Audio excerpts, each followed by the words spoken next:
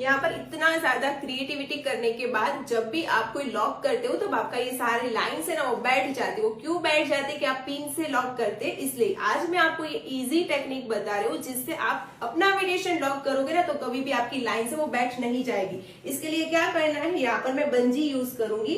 पहले तो यहाँ पर एक बॉब पिन लगा देनी है नीचे, वो बॉब पिन है ना वो बॉब पिन को यहाँ पर सपोर्ट देना है और वही बॉब पिन दूसरी साइड जो बॉब पिन है ना वो हमें सामने की साइड ले जानी है। यहाँ पर ऐसे यहाँ पर पकड़ना है, यहाँ से हमें उसको इस साइड फिक्स करना है दूसरी बॉब पिन से।